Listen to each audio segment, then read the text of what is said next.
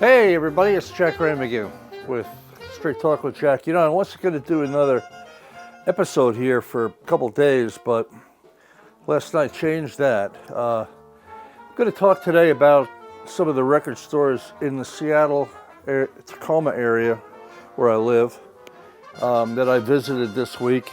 Bought a bunch of stuff. I'm not going to go through everything, but what I really want to talk about today is the new Art Pepper.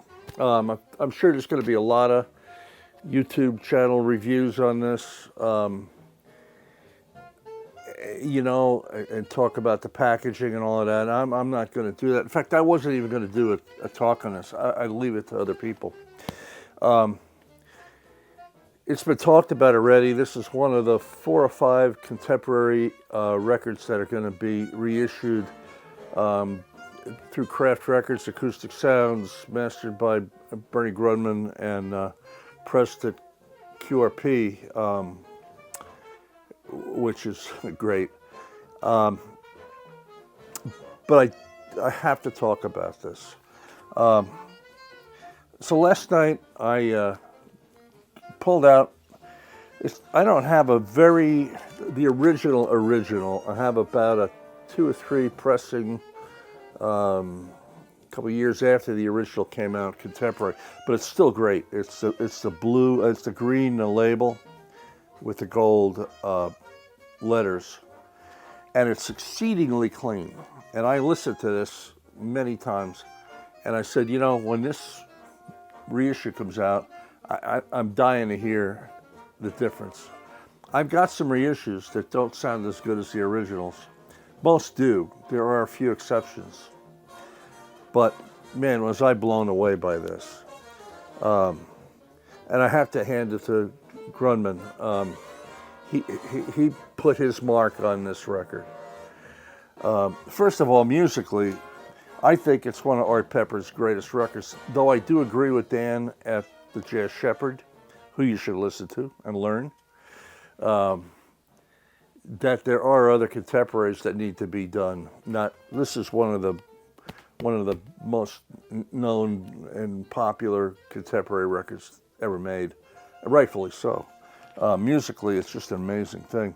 Great players on this. LA studio guys, Jack Sheldon's on this, Mel Lewis is on this, and of course arrangements by the great Marty Paich. Great reed section. It's just what a band. I mean, it's just an amazing group. But this reissue is unbelievable.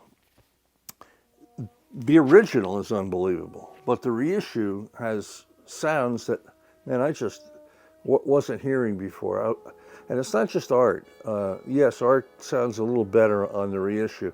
I think Grundman added a little bit of reverb, and boy, he kicked the dynamic range is just much better on the reissue than as good as it is on the original. There's a kick, when you hear the bass drum at the end of some of these tunes, just kicks it. And it's in the mastering. It's in the mastering, the quietness of the lacquer, and then the quietness of the pressing and the vinyl itself. And that's the combination of Grundman doing the mastering and a great pressing done at QRP. It's just a great record. And I have to tell you, I was skeptical. I said, how much better can it be than this? It's noticeable. Even, I think, to the non-musician ear, I think it's noticeable. But I think most of you folks who listen to this are vinyl people, music people. I guess I'm not trying to preach vinyl here all the time, but it's just an amazing thing. Now I saw these yesterday. I bought this I have one on order from the In Groove, and it should be here next week, I believe. And but this was in my closest record store called High Voltage Records in Tacoma. This is not a monetized channel. They don't even know I'm doing this. Neither does the other places I'm going to talk about. But they had a few copies. So if you're in this area, or call High Voltage, they'll ship it to you if you can't find it. I think they're going to be pretty scarce. I heard a video done by Mike at the In Groove last week, who said he thought there's not going to be many copies to this pressing. They're going to play it conservatively, see what happens. They'll repress it eventually, but I think they made 5,000 or so in the first run. Maybe a little more, I don't know. But they had a couple copies. I've looked other places and they're sold out already. Acoustic Sounds has it as well, I think. They did the QRP is owned by Acoustic Sounds, or they're one and the same. So that's why they have it. But I think it may be a little bit hard to find in the coming days or weeks. It's only $29.95, so it's really a great value. And man, it is a big difference in certain areas. You hear piano that I didn't hear in the original as well. I hear Mel's work on the ride cymbal. Little things just come out, and art sounds even a little better, if you can believe that. But you know, if you had any reservations, just buy it. You're going to be blown away by it. Turn the volume up when you listen to it. Man, it's amazing. So I was in Seattle a couple days ago for a dentist appointment. And I stopped at two record stores in Seattle on the way back. One called Daybreak Records. The other is I'll get the name because I've only been there a couple times. Jive Time Records. They're both in the Fremont area, Seattle, and they're very close to each other. And they're really interesting places. I'm going to go back. I picked up a couple very inexpensive recordings in really great shape. They have bins up on top. They both have some bins underneath the carded named areas. And there's a lot of good stuff in there if you thumb through. I didn't see the original Blue Notes or anything really collectible like that. Saw some reissues that I already had, but I found a bunch of stuff. I'm only going to talk about 3 or 4 records today. Connie Condoli and Frank Rossellino, and this is on the RCA label, done in the 80s. Frank Rossellino, a great trombone player. Connie Condoli, great trumpet player. You might recognize, if you look at the old Tonight Show band, you'll see Connie Condoli in the back, standing, I think, next to Snooky Young in the trumpet section. Great West Coast player. Frank Rossellino, great trombone player, kind of a tragic ending to his life. I'm not going to go into that, that's too early in the day, but just a great record. And it's, let me put these down. I didn't plan on doing this morning. This is kind of a quick thing, but I wanted to talk about the Pepper. I'm trying to see who's in here. I think Shelly Mann might be on this. I'm not sure. George, I don't know where this is recorded, but I don't recognize any of the rhythm section. They're Italian gentlemen, so maybe this was done overseas. I don't know, but I've had this recording before, and it's good. I listened to it last night, and it's clean, nice tune. Star Eyes is on here. RCA Victor, mid-'80s. If you could find this, pick it up. It's really a really pleasant, fun little record. And guess what? $3. $3.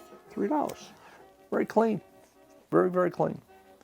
Connie Condoli, Frank Rossellino, Conversation is the name of the album. The next find was an old Michael Brecker record that I have not seen, and it's on MCA Impulse. This is where Impulse went in its later years. Not a lot of vinyl in here, but it's clean and it sounds good, and it's called Don't Try This at Home, and it's on the Impulse label, but it does say MCA Impulse on the label here. Number of different groups in here. Herbie Hancock's in one. course, Brecker. Charlie Hayden plays bass on a couple of these. In fact, on most of them. And Mike Stern on guitar, good player. Peter Erskine on drums, another Indiana guy when I was there. So it's really in Brecker. I don't know, Brecker. I put almost Brecker in the Coltrane area of sound. What a great sound. And I know that you all might be saying, what? But just if you really get into Brecker, and you hear him play on a lot of things, you'll hear that big sound and tasty playing by Michael, who went to Indiana as well for a little while. Let's see, what else? Oh, look at this. I picked up a copy of the poll winners of Shelly Manne, Ray Brown, Exploring the Scene, and they do tunes by Brubeck and Ray Bryant and Miles and Earl Garner and what have you. And this is an original contemporary.